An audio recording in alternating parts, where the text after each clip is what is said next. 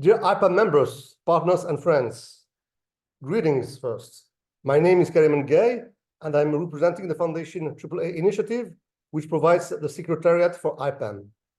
Today, we are delighted to present the third out of 4 IPAM policy papers submitted at COP28.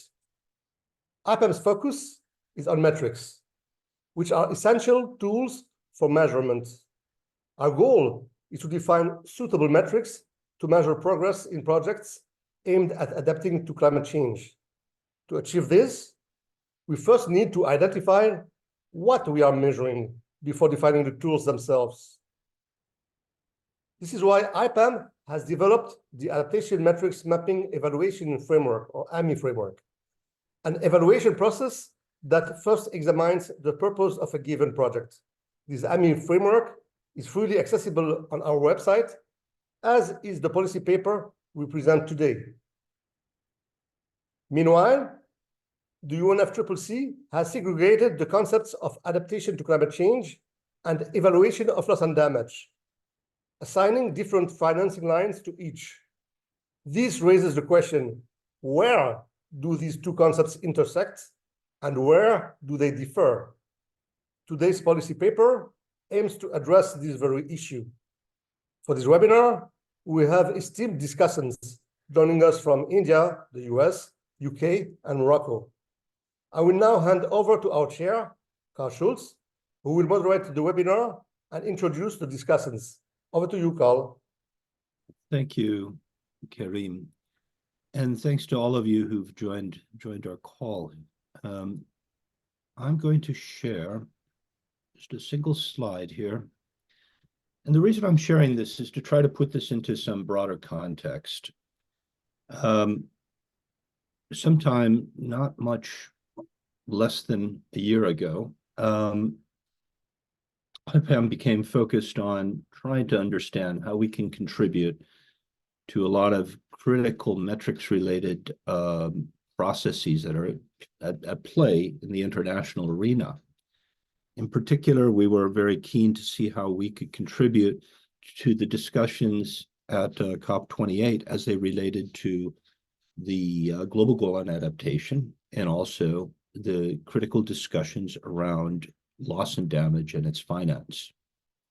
And so starting in the autumn of last year, we assembled as an organization divided into 4 different working groups and prepared different policy papers to try to contribute to these broad international efforts. Today, as Karim has indicated, we're going to focus on one of the more intriguing but also confounding of issues.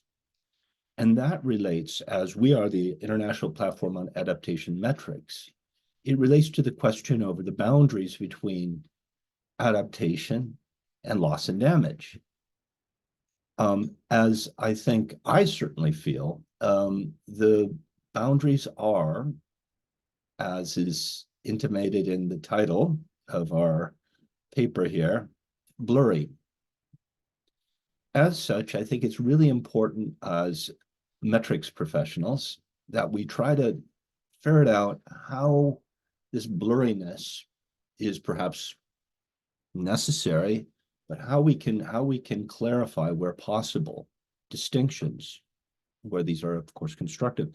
And so I'd just like to introduce the leader of the working group that focused on this paper. I'd like to introduce Indu Murthy from CSTEP for her to give some initial remarks on the paper, its purpose, and what it covered. Then we're going to move to a discussion that's really going to be driven by the co-authors of this paper around many of the critical questions that the paper tried to address and see how we can learn further from that. So, Dr. Murthy, if we could please have your presentation. Thank you. Thank you. Thank you very much, Carl, and welcome to everyone who is here. Good morning, good afternoon, and good evening, I'm sure, because you're all joining from different parts of the world. So very happy to be here to discuss some of the thoughts I'm sure people who are in this room have been having about this very important topic of how do you actually delineate adaptation from loss and damage. I mean, it's a very intriguing question. It's the current challenge which really needs to be looked into at depth, and for us to kind of figure out what exactly goes into it, and which is where I think IPAM as a body which is kind of focused on looking at metrics, we thought, this is an area that we would really want to delve into.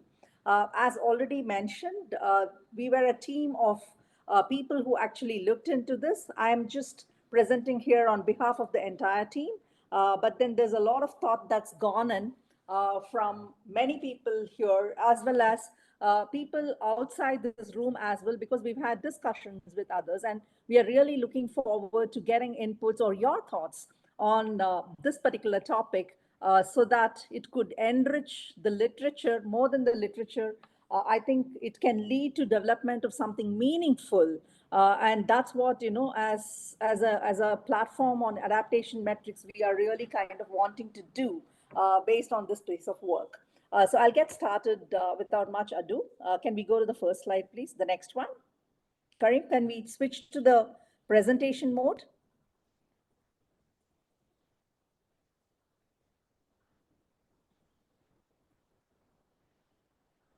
Yes, thank you so much. So, I mean, I don't think we really need to look at the premise, but this is just to kind of set the context for the sake of completion. I thought I need to have it here. One is, of course, we all know, we are all experiencing in whichever parts of the world we are housed today, that the impacts of climate change are intensifying, whether it is heat waves, forest fires, flooding, everything, you name it. And then, of course, increasing cyclones and related impacts is something that all across the world we are all experiencing. Now, as a result of which, loss and damage is also increasing worldwide. There is more and more being reported, and this is all because of what we could call as uncontrolled consequences, which are beyond adaptation limits. I mean, coping is an integral survival strategy, I would say, for any living system or any ecosystem also for that matter, which means, there is an integrated internal intrinsic coping ability that is there. When it breaches the limit, that's when loss and damage happens. Now, we all know that there is proactive adaptation, which is basically planned investments, which we do plan ahead and then try and see how do we cope, how do we manage risks. That's definitely an option. But the point that we need to be very cognizant of is that loss and damage, or L&D as it's popularly, in its abbreviation called, still remains a challenge because the losses from climate hazards necessitate immediate resourcing for compensation. You might have an adaptation finance, but then the minute there is a loss and damage, one needs to mobilize money, one needs to mobilize finances to compensate for those sometimes irrecoverable damages. Now, that's where delineation of adaptation and L&D becomes extremely crucial, and metrics play a very important role. However, challenges do prevail. Let's just pause a minute and then look at what are these big challenges. It's not exhaustive, but these are the things that would determine how we look at the problem itself. Next one.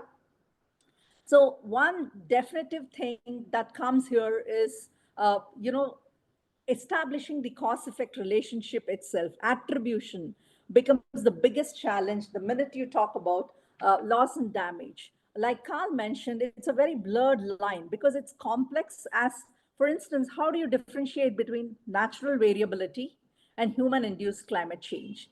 Now, that's a question, that's a million-dollar question. It's complex. The point to be noted here is, can we come up with a definition? Can we come up with a clear metric which will be able to delineate this?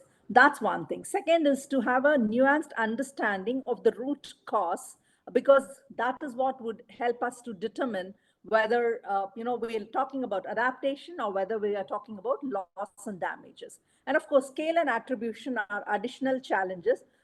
With respect to scale, again, there are multiple issues that come into play. Next one. So the minute we talk about these challenges, the question that really comes up is that definition itself. Do we even have a formal definition, one single agreed definition, global definition that we can say is the one that we apply, because comparability, there's very little finance. There are competing demands on a single pot of money that's there. Obviously, how do you define? It has to have a comparable metric. It has to have a clear definition, which is the only way that particular amount that could be set aside for L&D could also be distributed. Now, absence of a formal universally accepted definition is continuing to be a challenge till date. Secondly, when we're talking about scales, let's not forget that when we talk about adaptation, it involves local or regional strategies. While when we talk about L&D or loss and damage, it spans very local, irreversible consequences. Sometimes even the loss of, I mean, it could even be loss of small island states that we are probably talking about. That's a very extreme case, but it's a reality, not very far. Secondly, the overlapping impacts. A hurricane could potentially trigger both immediate loss and damage as well as long-term adaptation needs. It kind of disturbs the system, but then the repercussions of it is felt over a period of time. So do we call it loss and damage, or do we continue to look at the problem and also say even adaptation comes into play here? Thirdly, attribution. Now, there are multiple arguments around attribution. So when you look at attribution, yes, you can go to the next slide. So when we talk about attribution, the first and foremost is not adapting at all. You don't do anything about it. So the issue here is that now why is that adaptation not happening becomes the question.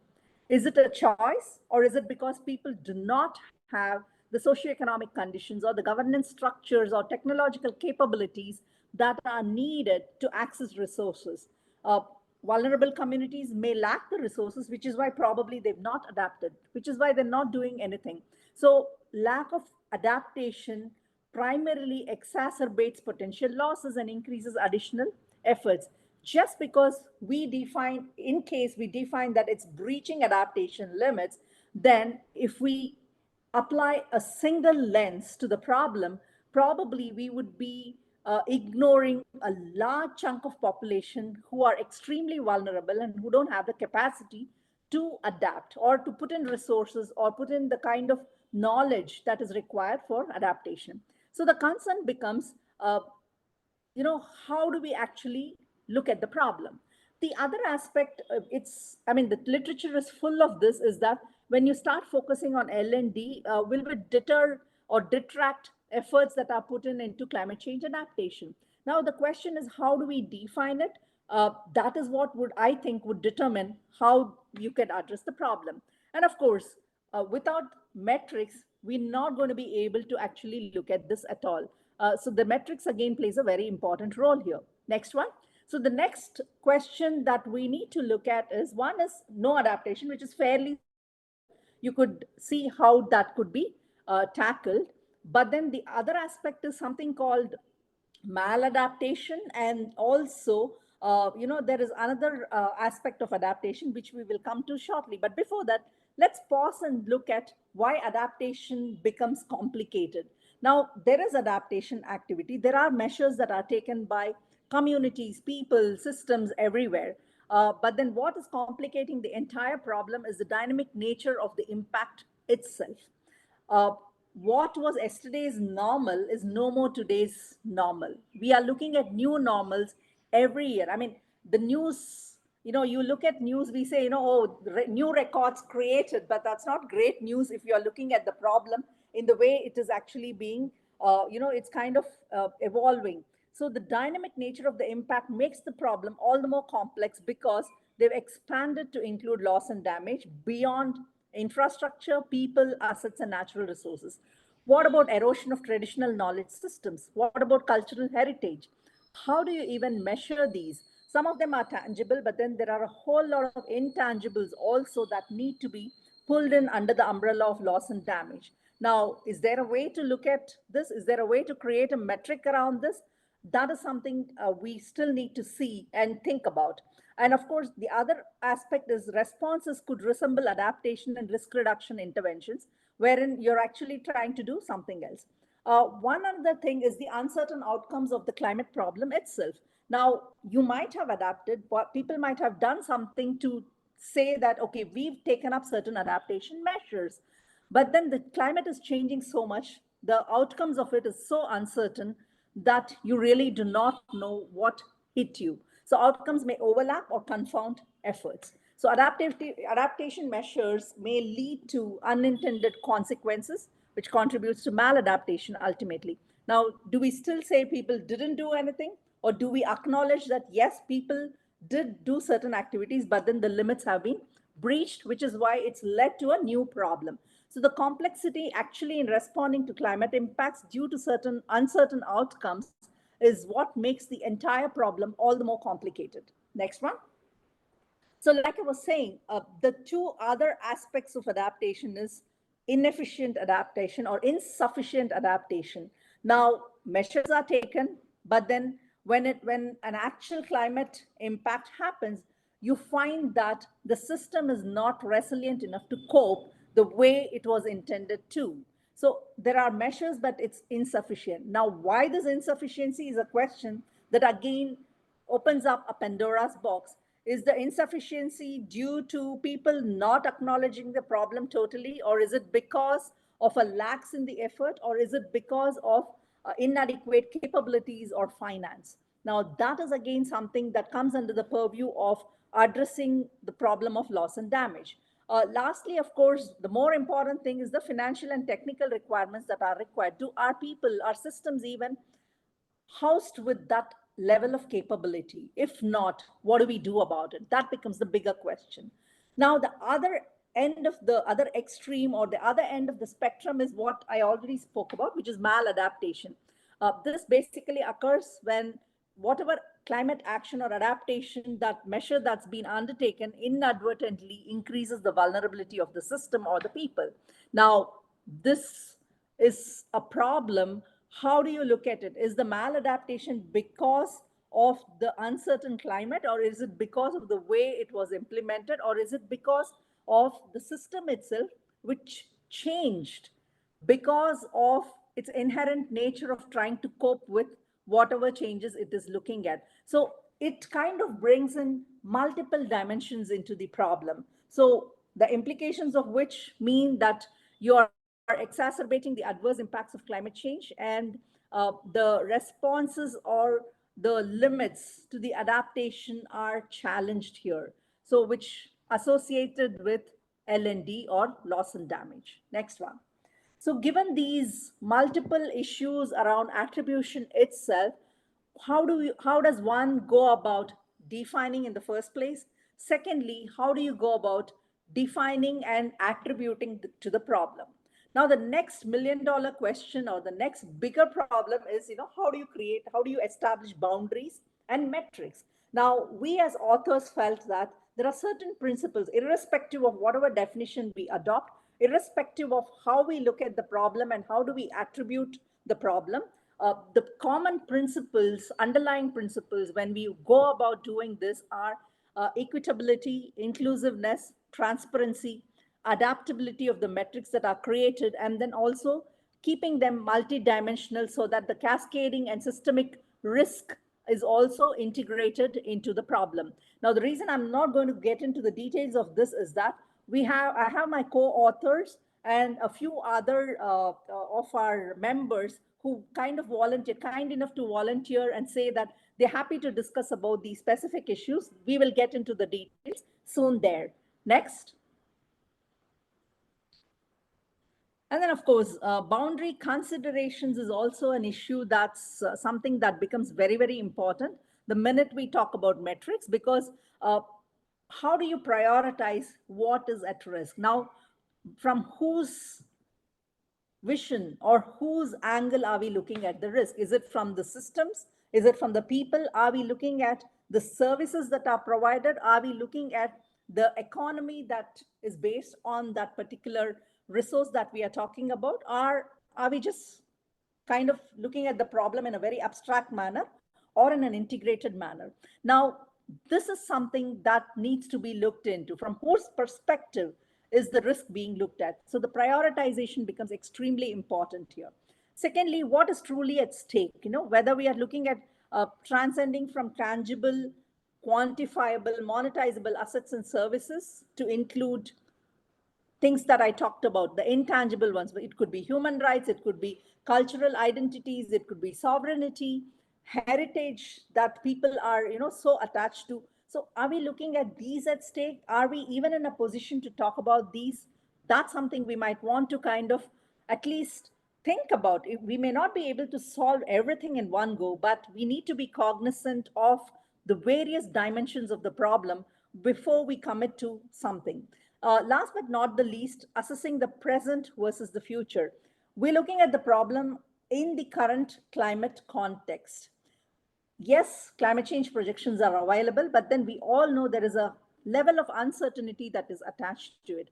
So can we just say that universally we look at the worst case scenario and then prepare for the worst? Hopefully we don't get there, but still we are in a better way. We are in a position to cope much better. We are buffering a lot of the losses and damages that could potentially occur. Is it possible to do that?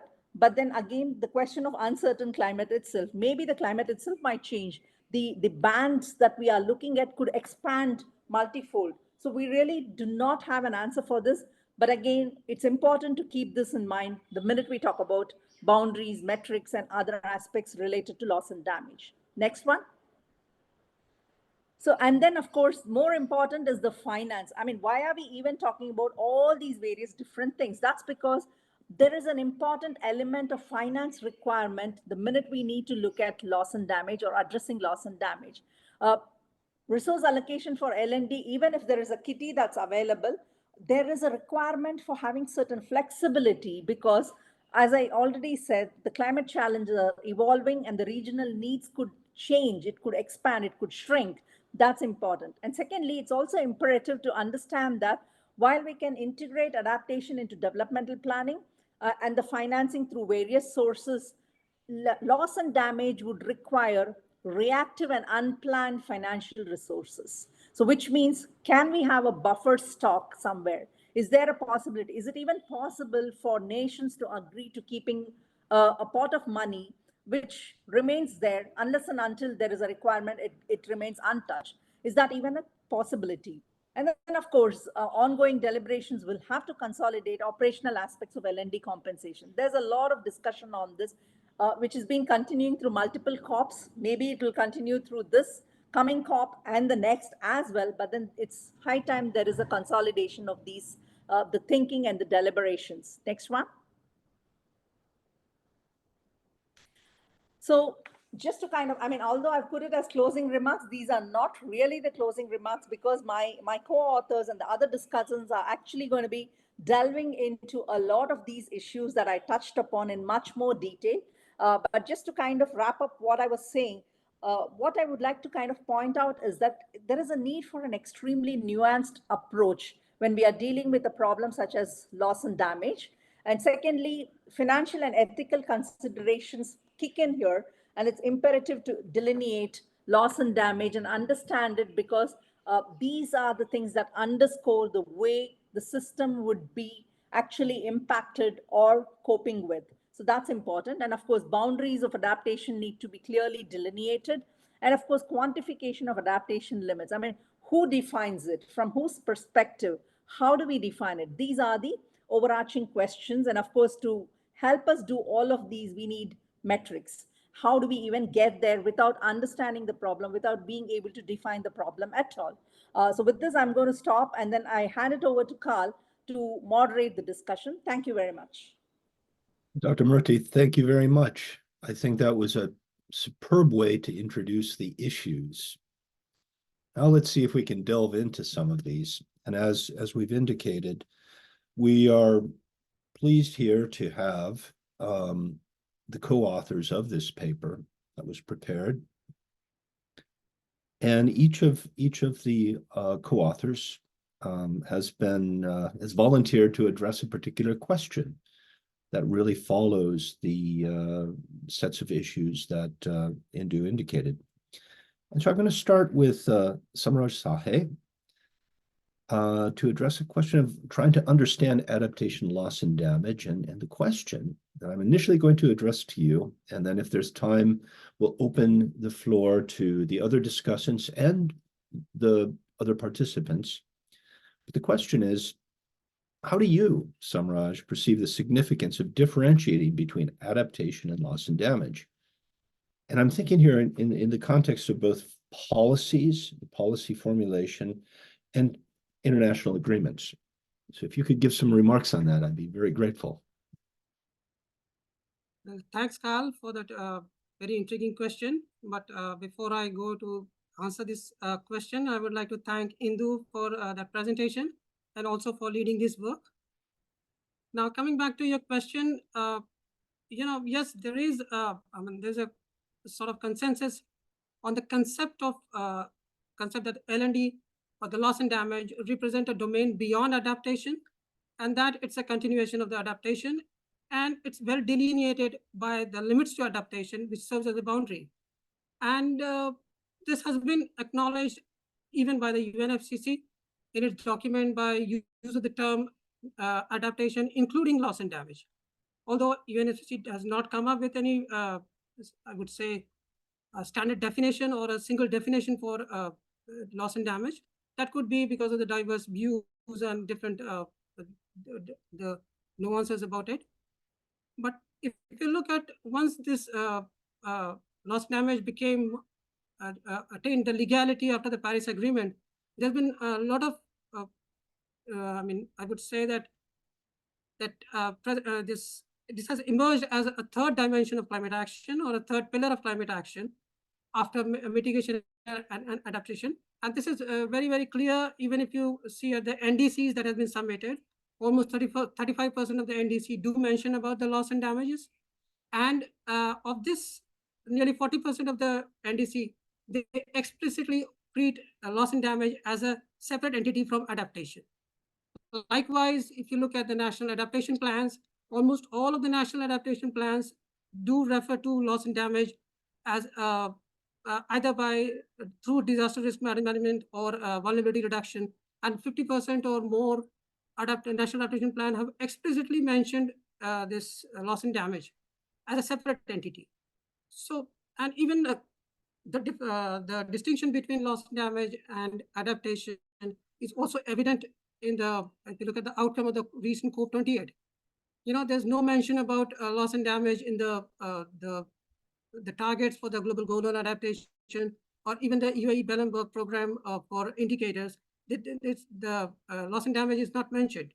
But at the same time, if you look at the document for the first outcome of the global GST, it has a dedicated section after adaptation for loss and damage. Now that clearly indicates that the distinction is clear, but despite this distinction, there has been a lot of apprehension, especially by the, I would say, the developing nations, which is deeply rooted into the fact that there is the potential overlap between adaptation and loss and damage. And this is where this study that we have done becomes more relevant. There are apprehensions that the focus would now shift more from adaptation to loss and damage, and in the climate deliberations, or maybe the loss and damage would bite into the space of adaptation, and that could probably demean or undermine the relevance of adaptation. So, and if that happens, the vulnerable community would be the most affected one, and the worst part would be that the demand for the sources would be very high, for adapting, because the adaptive capacity would be worst hit. Also, there are apprehensions that it could emerge as a complementary arrangement. Okay, that could, in a way, affect or maybe major setback to the ongoing mitigation as well as the adaptation efforts that are on. Now, another concern with this is that is with the L&D fund. Okay, the COP28 has been a major milestone in the entire L&D discourse, with the very first day, the operationalization of the L&D fund. And recently, even in the first week of May, there was a first meeting of the board to discuss the modalities of the L&D funds. But still, there are apprehensions that the fund, the already committed fund for the adaptation, might get diverted to L&D funds, or that there will be an effort to merge all the fundings And there are a lot of other issues also related with this. So to address this apprehensions, I would say that to treat this adaptation and loss and damage as a separate domain, which is delineated by a boundary, is very essential. And in this regard, this study, which primarily emphasizes on not just defining, but also determining the boundary or maybe represented by the limits to the adaptation, and also the metrics involved in it. And it also discusses on the guiding principles behind this. So this could serve, could help in just addressing those apprehensions, which are the major barrier in the climate negotiation related to loss and damage. So that's how I see it. I will stop here. Well, thank you, Samraj. These are true apprehensions, right? And I don't know if anyone on the any of the other co-authors would like to remark on how tangible do you think a risk might be that there is diversion of resourcing or things like this. We'll get into this in finance, but I just the spelling it out, you know, are these the critical reasons why we should really be focusing on understanding adaptation versus loss and damage? Don't know if anyone has any comment on that or reaction.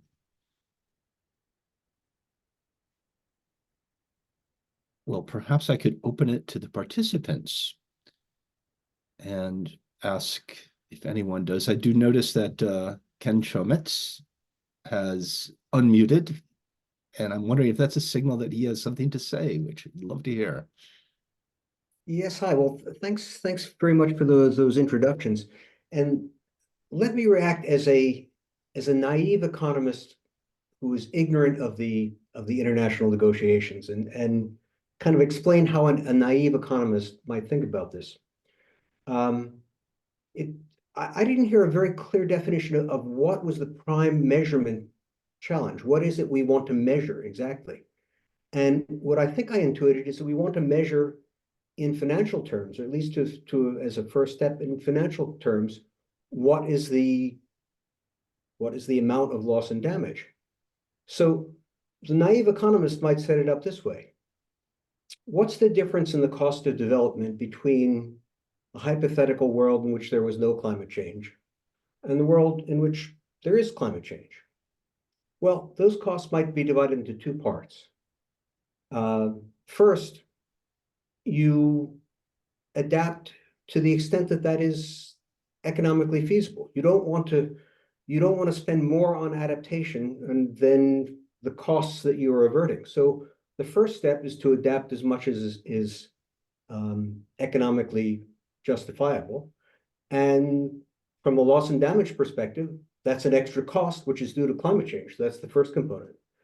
And the second component is that there are severe damages for which there is no cost-effective defense. And that's a second cost. So I would say just add up, again, as the naive economist, I would add up those two costs, say, on the behalf of the aggrieved nations, these are the damages we face.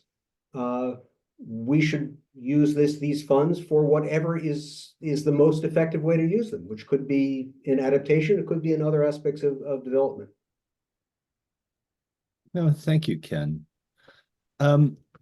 So there, speaking from the perspective of an economist, you're looking really to just optimize allocation of scarce resources towards one or the other, therefore creating a definitional model around calculating the differences between those, at least contributing to the distinction between those. Does anyone like to respond who is a co-author to that as a model for how we could advance?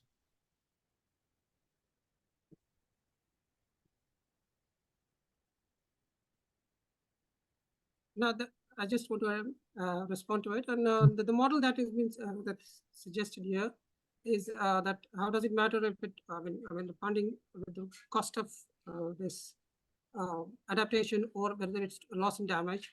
So this is the I would say that the main apprehension that has been expressed by the mostly by the developing nations at the negotiation table, that if it happens that they are apprehensive about it, that if we mix up the two, or if we do not delineate the adaptation from loss and damage, we might end up to a sort of an arrangement where it will be a compensatory kind of a mechanism.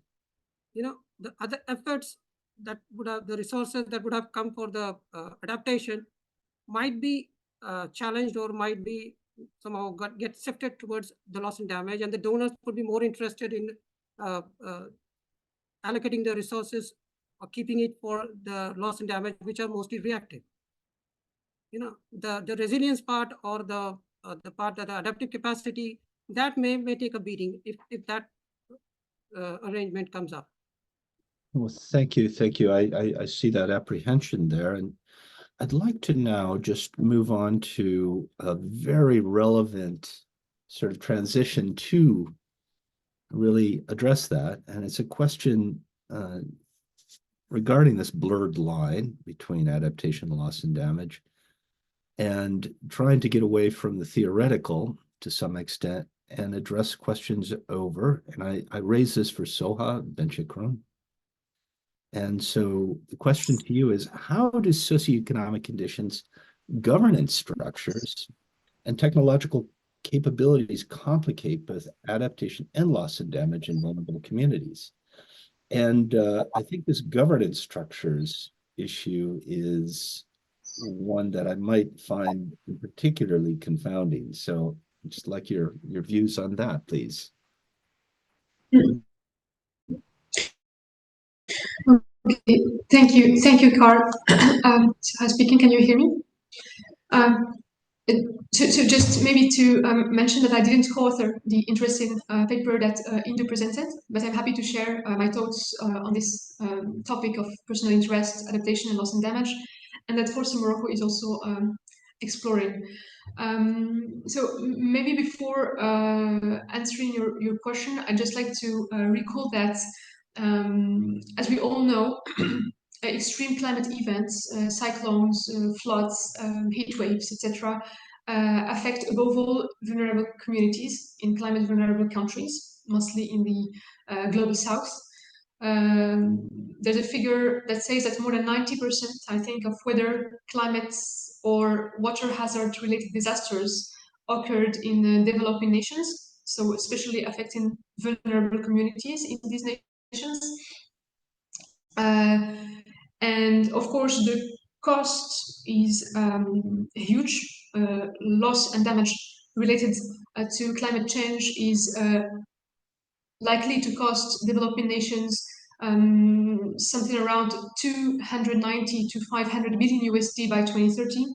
And of course, it continues to cause loss of life, livelihood, culture, etc. And this, while from the perspective of the global south, industrialized and high-emitting nations fail actually to fulfill their obligation to provide enough compensation for their years of pollution. So, of course, vulnerable communities are the least prepared for the impacts of climate change. And this is why the question of loss and damage is at the heart of global climate justice. So coming back to your question, yes, vulnerable communities suffer from an already fragile socioeconomic infrastructure. So any climate-induced loss and damage makes the situation even worse, and somehow undermines the rights of these communities to decent living, health, water, sanitation, food, etc., security, and these are fundamental rights. So if we take the example of this massive flood in Pakistan that occurred in 2022, I guess, it caused rising cases of malaria, cholera, and malnutrition, as the flood actually damaged homes, but also sanitation and water supply facilities, and this caused issues for access to drinking water. Still, maybe in this general picture, if you take also the millions of workers and small farmers in developing nations, whose economic situation is already vulnerable and that are impacted by rising temperature, by severe droughts, and that are hence forced to relocate and flee their lands or eventually bear significant losses of fertile land each year. So still speaking of socioeconomic conditions, of course, climate affects local production, and this makes food more expensive, which further deteriorates the economic situation of communities. And this complicates response to further climate impacts. Like Indu was mentioning, it's somehow like a vicious circle in which vulnerable communities are trapped. So coming back to the structures and technological capabilities, when speaking about adaptation and loss and damage, I think important gaps need to be addressed in terms of financial and technical and capacity building support for victims of loss and damage, so that they can access the necessary means and social services, resources also for them to cope with further impacts of climate change. And that needs, of course, strong governance structures within communities to facilitate this financial and technical support. If you take just an example, sometimes switching to more resilient crops as a way of adaptation, it needs technical and financial support in some cases. Same when we speak of useful technology for disaster prevention, like early warning systems that are today recognized as that are a proven climate adaptation measure for disaster risk reduction. So these systems are likely to minimize loss and damage caused by climate-related hazards in the way that they support well-informed and science-based decision-making. But there's a need to strengthen institutional frameworks for these tools to be used and implemented, whether for climate information, capacity building, for monitoring, analysis, climate risk management and forecasting of climate impacts. And also to be able to improve the dissemination and communication of risk information. And this is crucial, I think. So the same logic here for technical capabilities. Vulnerable communities by nature don't have necessarily access to such adaptation and prevention systems and related financial and technical support, which makes them even more vulnerable to further climate change impacts. But this said, I mean, we've been talking about the vulnerability aspect, but we should not forget that these same vulnerable communities actually come up with inspiring ways of adaptation by using nature-based solutions and climate resilient practices. And this is an active response to the climate crisis and to risk disaster management. And this is usually in a community-based manner. It's done in a community-based manner. So I think, I mean, there are many examples of such solutions that are often considered as indigenous practices in the countries of the Global South. You take the example of traditional farming that is widely practiced in villages in Indonesia. So this is a sort of adaptive strategy for the tropical soil, as it follows a cycle of short cultivating periods and long resting period that can go up to 20 years. So these are examples of rituals in harmony with nature and the forest, and that should be a source of inspiration here. Because if you take the example here of Indonesia, the forest being an important provider of ecosystem services. Same, you have other examples in Nigeria, etc. So just to say, to conclude, that such communities are, it's true that they are vulnerable, but also, it's good also to recall that they hold deep local knowledge of climate and biodiversity. And this helps them to adapt to climate change and prevent losses. But of course, we always come back to the fact that loss and damage these people are experiencing needs serious commitment from industrialized nations. And this means significant financing options and streams beyond other forms of climate finance. Okay, well, thanks. So I think you've delineated in a lot of different ways how it really there's complications in engaging on these distinctions. Tashina Madapa, I was wondering if you could please give us just a couple of examples of where the lack of adaptation or maladaptation or dynamic climate change impacts really does blur these lines between the two issues. Yeah, thank you, Carl. I'd also like to thank Indu and Samraj for kind of setting the scene for answering this question a little bit better. I'm going to be talking about an example from India. In 2018-19, we witnessed consecutive flooding of several South Indian states. And in response to that, the state governments kind of started developing these disaster management or a build back better kind of plan for their states. And if you look at the components of these plans, you would expect it to be solely resilience-based or adaptation-based so that the impacts of future climate change will be lowered and losses and damages caused by such kind of extreme flooding is lowered. However, if you look at the interventions, you will find some promoting insurance, for example, which, as we know, the Loss and Damage Fund kind of promotes as well. It looks at social protection, contingency finance, or catastrophe risk insurance as means to kind of mitigate risk from climate impacts. And so these are where the lines kind of get blurred. Are they adaptation? Are they loss and damage interventions? And of course, these states are not really considering them as either. And the financing is borne by the state itself.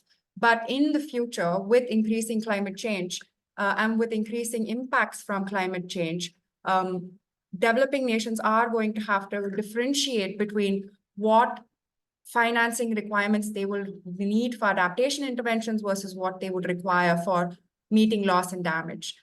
So while building back can be considered a loss and damage intervention, you've lost something and so you need to build it back, but then you're also building back better, which kind of delves into the realm of adaptation because you're thinking of the future, you want to ensure that it is climate proof. Yeah, so I just wanted to raise that as an example for how some programs and policies kind of blur those lines between adaptation and loss and damage. Well, thank you very much. That I think is a really good example of where it is blurred. Now I'd like to just see what we can do to talk constructively about how we can develop a better and clearer boundary. How could we distinguish between adaptation, loss, and damage? And I'd like to ask Professor Wazar, if you could just address this as briefly as possible. I know it's a big subject.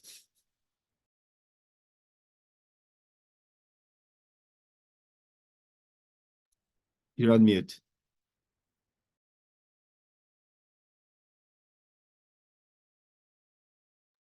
Oh, Driss, you're on mute.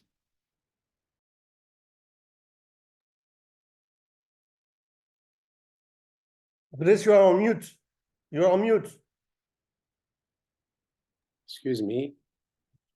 So first, I would like to thank Indu for the good problem statement and tentative global analysis with the multi-parameter analysis. Now, the differentiation and clear distinction between adaptation efforts and loss and damage are critical for effective policy formulation, resource allocation, and implementation of climate strategies urgently. Developing boundary metrics to distinguish between climate change, adaptation, and loss and damage is really a complex issue, but this is an essential task for this group. Adhering to the principles of clarity, inclusivity, scalability, measurability, adaptability, and interdisciplinarity will facilitate the creation of effective and equitable metrics. These metrics can play a crucial role in guiding global effort to mitigate and manage the multifaceted challenges posed by climate change. I will just, because of our running of time, as mentioned by Carl, I just mention some guiding principles to distinguish between climate change adaptation and loss and damage. Both are complicated and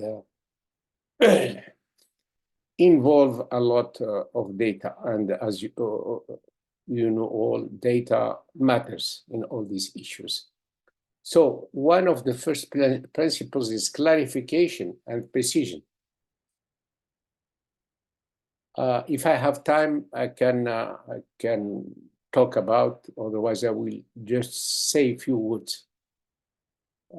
Clear definitions will help stakeholders to understand the interventions needed and adequate resources allocations. Usually, adaptation refers to adjustments in socioeconomic systems and ecological and environmental in response to actual or expected climatic stimuli and their effects. It is aimed at moderating the induced harm or exploiting the beneficial opportunities. While in contrast, L&D encompasses the negative impact that cannot be avoided through adaptation or mitigation efforts. The second principle is the context dimensions. In fact, we have to deal with a spatio-temporal phenomena. And while adaptation is typically kind of forward-looking, focusing on anticipated changes and building resilience, L&D addresses impacts that have already occurred or are unavoidable in the near term. So spatial context also matters, as certain regions may experience different levels of vulnerability and resilience, affecting whether an impact is categorized as a need for adaptation or a loss and damage issue. Third principle is inclusivity and equity. I think that Indu talked about this, so I will skip. Scalability and applicability across different levels from local to global that are really important for metrics to ensure coherence and consistency. And this will also allow evaluating adaptation and loss and damage across various contexts, facilitating comparability and comprehensive policy responses. Scalability also allows for metrics to be used in a wide range of scenarios. Measurability and verifiability. Again, metrics need to be measurable, verifiable, and relying on robust data in both quantity and quality. Data matters, as mentioned already. And also transparent methodologies. Measurability ensures that metrics can be quantified, assessed, while verifiability allows for independent confirmation of the results. So we need reliable data sources and rigorous methodologies to build trust in the metrics and their potential outcomes, supporting evidence-based decision-making process. The other principle or parameter is the dynamics and adaptivity. I think this was also mentioned by Indu. I will skip maybe. And then we have the what we can call interdisciplinary approach or integrated and disciplinary approach. The development of boundary metrics should involve an interdisciplinary approach, integrating insights from climatology, sociology, economics, and environmental sciences. This comprehensive perspective will ensure that all relevant factors are considered, providing a holistic understanding of the impacts and responses. Thank you, Carl. I will stop there. Thank you. There's so much to the principles that needs to be addressed, and I think you did a good job of getting to the core there. Now, finally, we discussed how finance is really a big aspect of why this issue is pertinent. Allocating resources to communities that have lost so much. And so I'd like to have one final question, and I'm asking of Hikma Bashugur, related to what are the bureaucratic and intricate processes that impede swift disbursement of funds from climate finance mechanisms like the GCF, the Green Climate Fund, and the Adaptation Fund? What's stopping finance of loss and damage from these particular sources? I know you have little time, so if you could be succinct, I'd appreciate that. Thank you. Okay, thank you, Carl. I will do my best, and thank you, Dr. Posner, for your insightful inputs. So now turning our attention to finance, which is a key question, as you outlined, Carl. It's crucial to recognize first that vulnerable countries are not receiving enough climate finance. And now that we have the Loss and Damage Fund, countries are not even benefiting adequately or enough from adaptation or mitigation funds, such as the GCF or the Adaptation Fund. So the question is, what are the main complexities involved in accessing climate finance?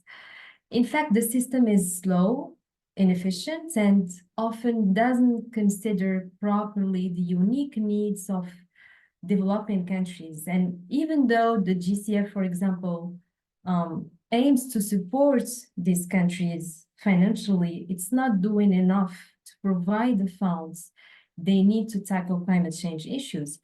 So what are the main reasons?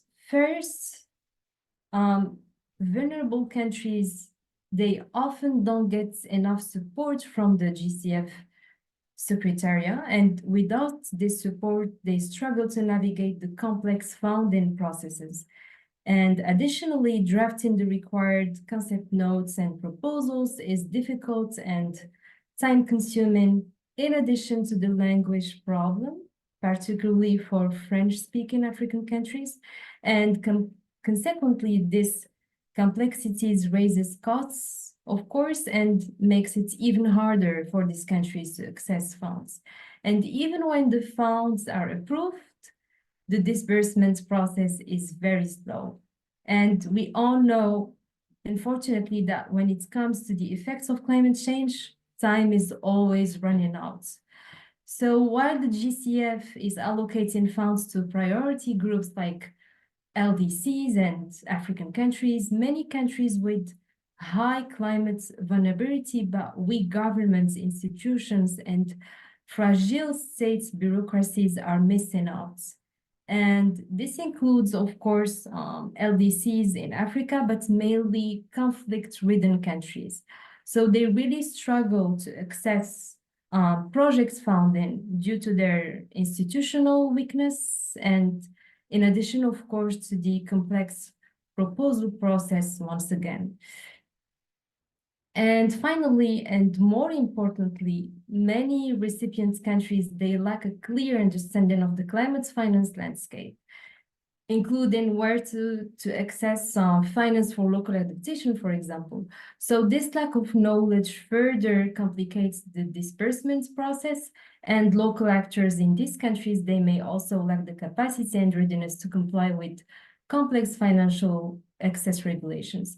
So by addressing this bureaucratic and structural changes, we can ensure that climate finance and loss and damage fund mechanisms effectively support this the country in need. Thank you, Carl. Over Thank to you, you. Hikma. You have defined many of the problems. That's the first stepping stone in addressing the answers. So I'd like to thank you for that. I'd like to thank all of you who have been involved in this whole process, the working group.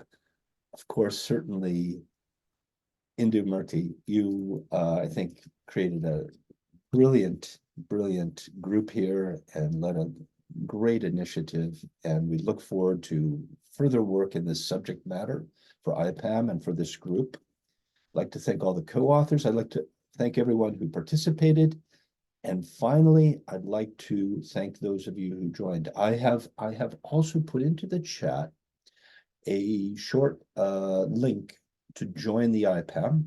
And so if you find these issues pertinent, I'd love to just invite you to look at joining. It's free, and it gets you to engage on these issues on a regular matter.